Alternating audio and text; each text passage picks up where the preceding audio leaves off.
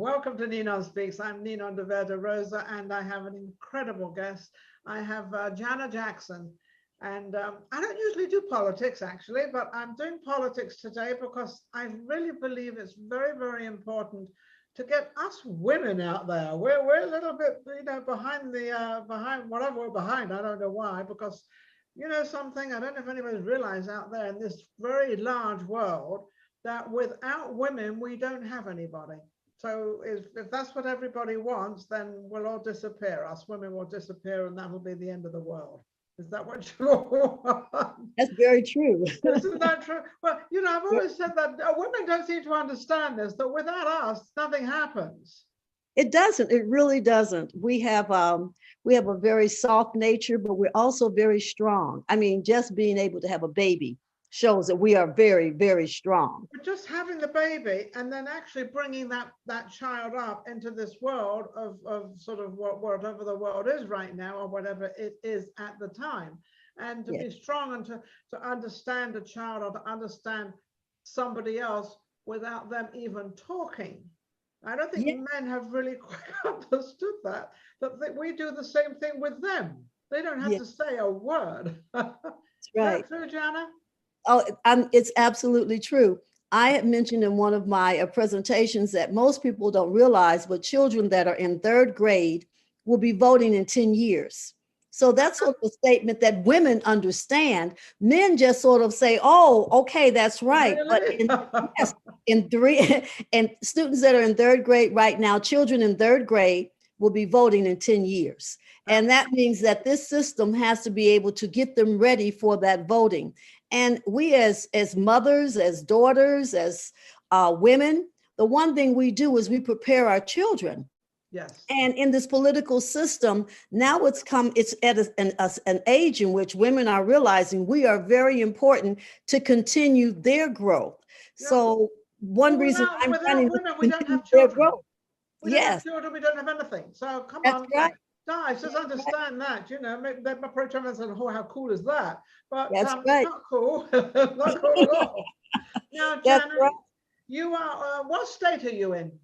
I'm in Arizona, in Phoenix, Arizona. Yeah, you're in Arizona, and you are running for Congress, right? No, I'm running for the House. I'm running for the Arizona State House. Yes. Can you explain, so that people that are listening, our viewers, explain what the House is and why you're running? Well, the reason why I'm running, I've been in education for 28 years, and it's getting close time. It's time for me to retire. Okay. It's time for me to allow younger teachers to continue. And I have 7 children. 4 of them are adopted. They are all adults. They are all over the United States. I don't have any grandbabies yet, but it's just really important right now for people to realize that in order for people to continue and to prepare our world, it's going to be about the women getting ready to prepare this world. The House of Representatives is the house that is the lowest. So you have the House, but that's where bills are written. So you write the bills in the House. After you write them, then they are voted in the House. And from the House, it'll go to the state. It'll go to the Senate. And this is the Senate within the state.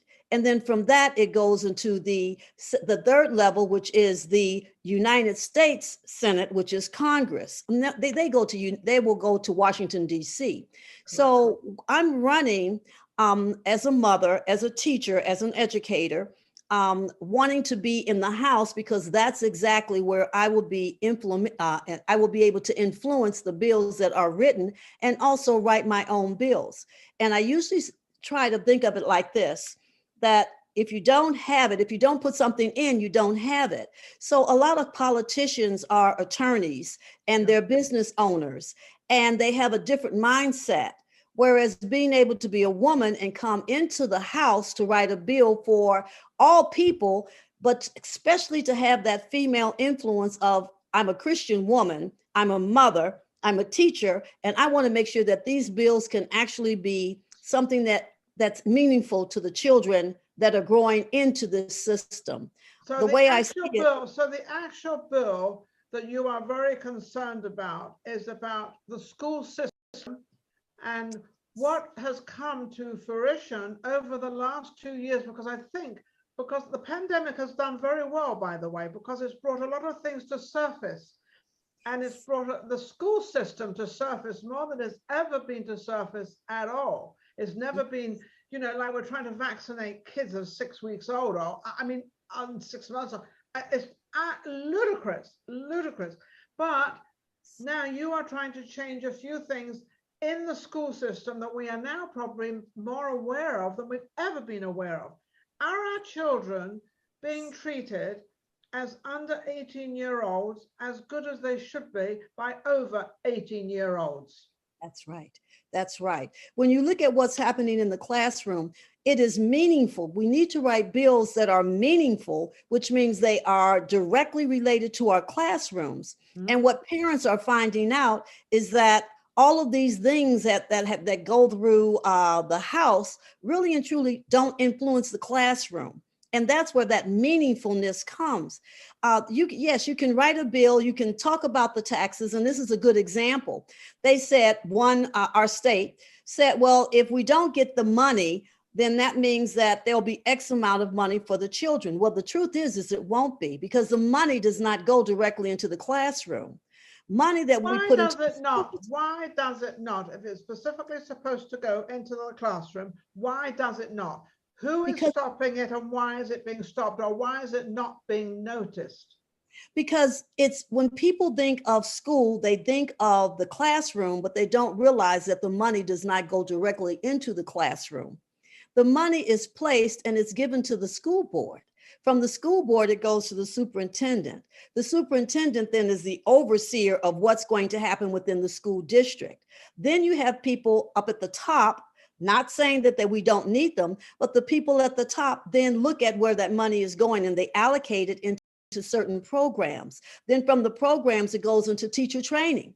And then from teacher training, it may then go into the classroom. But you see, all of those levels that we're talking about, by the time it gets to the classroom, there's no money left. You might have 2 cents left. There's nothing left. Now, yeah, I'm going to just interrupt one thing. You know, there's no excuse for how old anybody is to know what's going on in a classroom, because at one time, these people that are running all this different stuff were once in a classroom. So they know very well how a classroom is run. When the little kid comes in, say 5 years old, they start at 5 until they're 18. They know the whole reason why they're there and what they're there for. Exactly. Did they not notice when they were kids or when they were growing up the things maybe the children should know what they're missing out on? The children don't know. Well, they don't see it. So when you go, for an example, the beginning of the school year, you have more teachers that are standing in line with pencils and paper and erasers and bulletin board materials and science materials. That's coming out of their own pocket. Children don't realize how much teachers actually put within the classroom to make that environment a special classroom. And so now we have the backpack program, and people are giving kids these backpacks, but they have to realize 5 years ago, the teachers bought all of those materials that were within that backpack. So when you say, where is the money? Then you see the teachers at the store spending 10%, 15%, sometimes even 20% of their money to put into their classrooms. You sort of understand that the teachers are saying, apparently, that money is not going from the top to the bottom. And the reason is because of how it is allocated when the money comes into a school district. And so how can the teachers find out to their governor or to wherever this money is presented and put? Why can't they all get together and find out exactly and have a list of where all this money is going and what it is? Because it could be going in other projects I'm not saying that they would do this, but if they're given money to do something, then they should be doing it, and they're not. Well, they are doing what they are allocating the money for. It's just that the money is not allocated. They don't even know where it's supposed to go there. I'll give you another good example. Okay. It's time now to purchase these books. Yes. And every student should have a book. Well, right now, every student does not need a book because we have the laptops. Correct. But that money is allocated to purchase books. Then they have money that is allocated for consultants to come in to tell teachers about what they are actually reading and having within the books. Then there are programs that they're paying consultants to come into the school to train the teachers. Well, someone sets a budget. And when the budget is set, if you're going to pass a bill, you need to make sure that that bill is going to directly relate to the kids in the classroom. It has to be meaningful to what we are teaching our children. And so for me, when I look at all the people that are the champions of small businesses, which we need, entrepreneurship, which we need, looking at different kinds of whether or not we're going to put party houses into neighborhoods, we need people to look at that. Whether or not we're putting money into the police department, which we definitely need, whether or not we're going to first responders, which we definitely need. You need someone to cheerleader or champion bills that are going to directly relate to getting into the classroom for the classroom teacher to have meaningful experiences for our kids. And that's me. That's what I want to do. I want to be able to serve the entire state of Arizona. I want to be able to serve all of these other programs. Now, but I want to make sure. Jana, when you say serve, you mean that you want to keep an eye on where all the money is going. As you said, a very great point. They don't need books actually much more because they have computers. Has this computer thing worked? Is it working in the school room? There are some incredible programs. I teach you with an incredible program. Now, this program, I actually started to learn this type of program, this internet kind of learning 2 years before COVID hit. So when COVID hit, I was all ready because I was all set up. I was ready to go into the classroom. And, there are beautiful ways in which I even invite my parents to come into my classrooms through the internet. So they know exactly what I'm teaching. These things are already set up. So when I say that this internet is so wonderful, the textbook industry one day is going to fade away. We need more education on how to bring these kinds of things into the classroom. And we need to be able to have bills with appropriation of funds. We also need an evaluation system. So when we give them $1 million, we know exactly where that $1 million is going. And that's the school board. The school board will be able to do that. Or if they are allocated to do the evaluation, they will do it. Absolutely. Do you think, I'm looking at, I look at the television a lot. I see what's going on. I see what's happening out there. Do you think we've got a lot of too many older people running our country? We've got a lot of old, I'm old too, but I'm not running the country. I'm running something else. But there's a lot of older people. I'm not saying they shouldn't be there. I'm not saying they're not knowledgeable. But don't you think with this day and age, with technology and how the children have advanced, the children are nothing, a 10-year-old is nothing like when I was 10. They are so advanced. But you've got these old ways that they're still not into the computers completely 100%. They probably do it very well. I'm not going to knock any of them with that. But don't you think we need that kind of a more of a younger generation running the country? This younger generation, I think, needs to be prepared. I am all for term limits.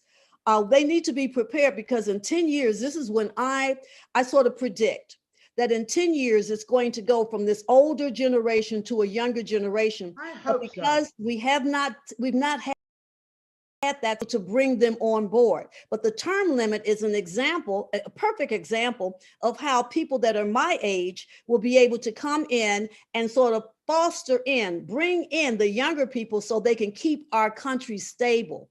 We need to be able to bring in more young people, but we don't need to jump in and say, here, take it over, because there's some things only learned by experience. Everybody has to be trained and everybody has to learn. Right. But term limits.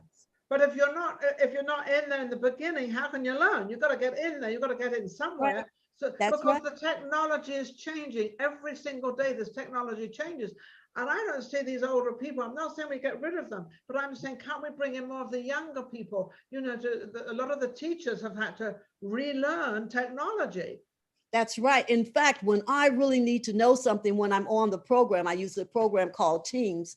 And right now I'm teaching my students how to develop websites from what it is we're learning in science. My students know more about what and how to do it on the computer than I do. They don't understand the content, but they do understand the laptop. So they can put it together. They get the whole thing together. Exactly. Which is right, because that's communication. So they can do that. And we don't have that in our running of our country. That's right. In fact, this is another perfect example. I was looking at the briefing. It was a news briefing, and Biden was given his two people that were under him were giving. They were talking about Russia and some of the things of what we're going to be doing. People that are young understand that they know what is happening when it comes to cyber, when we're trying to use that cyber system. Well, the attacking of the cyber, that's what they're talking about, right? The attacking of the cyber can happen anytime. Exactly. And so being able to listen to them and understand what they are talking about is beautiful. That's a beautiful example of two young people on television explaining to the entire United States, the entire world, this is what is happening. And I thought it was absolutely beautiful because the people were no more, I say no, maybe 30 years old, maybe close to the 40s, but that's exactly what we need. We need that kind of leadership. We definitely 30, 40-year-olds. I'm not talking about young right. kids. I'm talking about 30, 40. I'm talking about young, that young. And, yes. and absolutely right. And they absolutely do, because they've been brought up in the last 20, 30 years in the technical side of life, yes, whereas the older people do not know. No, there's so many things that we need to make sure that we are putting within our educational system, because our children need to be ready. Maybe the next war will not be fought with men with guns. It might be fought with cyber attacks. And a cyber attack is exactly what we're talking about. Isn't that what we have right now? We have all these cyber attacks. That's like a war, isn't it? That's right. It is a war. Our world is changing. And in order for us to maintain number one in the world, we're going to have to change with them. And that's my idea of being able to bring bills into the school systems in which we can prepare our children for the next 10 years. So when I say that the student that is in third grade right now will be voting in 10 years, that's what I mean. We understand 10 years. 10 years is going to come. And in 10 years, I won't be running for the House. In 10 years, I'll be looking for someone and training someone to come and take my place of saying, we really need to look at what we're doing in the United States. And so it all comes down to being able to pull together, to understand that we all are needed, especially women. You talked about the women. We are needed. We are needed within this political system. Well, we look at something a little bit different to men, and so shouldn't we? And I'm not putting men down. I'll never put them down, because I've always said men are men and women are women. And we all, we live together and we get married and we have children. Then we get really more complicated. But we have our way. And I think if we respect each other, there's a lot of men and women that respect each other, a lot of them. But I think that the women need to be a little bit more out there, a little bit more secure with themselves as to who they are. They should not be competing with men, but they should be showing men what they can do and what they can't do. I mean, they can't go out there and lift 100 weight, whereas a man can. A woman doesn't want to do that. That's right. But she can speak in front of a bunch of children and explain to them and help them with what's going on, especially in the cyber world. The cyber world has taken over. It's taken over. I don't think people, it hasn't registered yet. Right. Being able to prepare. And then when you look at the bills that we're passing, they're not the way they were 10 years ago, not even 5 years ago.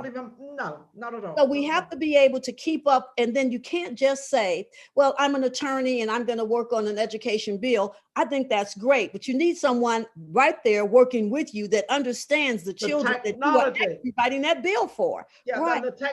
That's right. What do you think? Which do you think is the strongest country in this entire world with technology? And we can probably name 3 or 4 places, but which one do you think is the real leading one, or whether it's China or America? We would have to be the leading one, because we have to go back and remember NASA had a computer was the size of a room.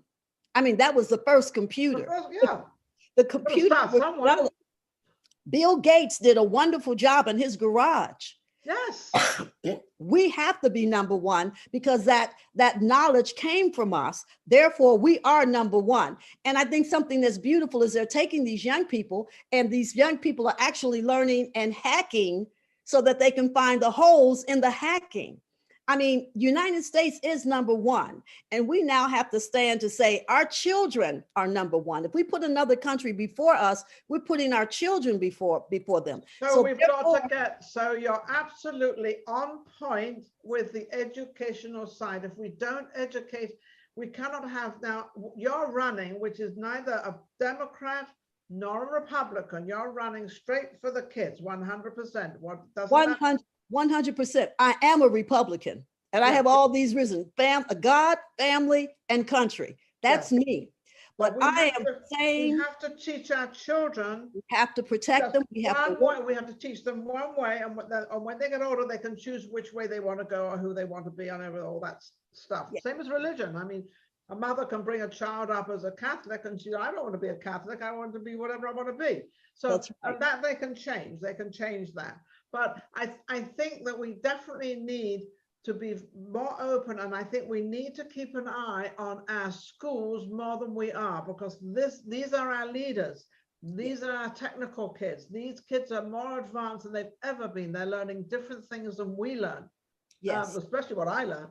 So I think what you're doing, what would you need us to do, or what would you like to say out there? We've got a couple of minutes left.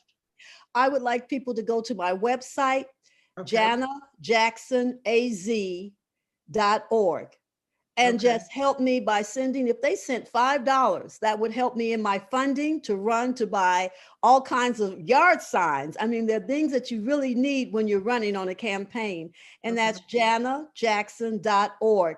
That's my webpage. And that webpage will show you and tell you so many things, that I am more than just the teacher. I am a teacher that has worked for NASA as an aerospace education specialist.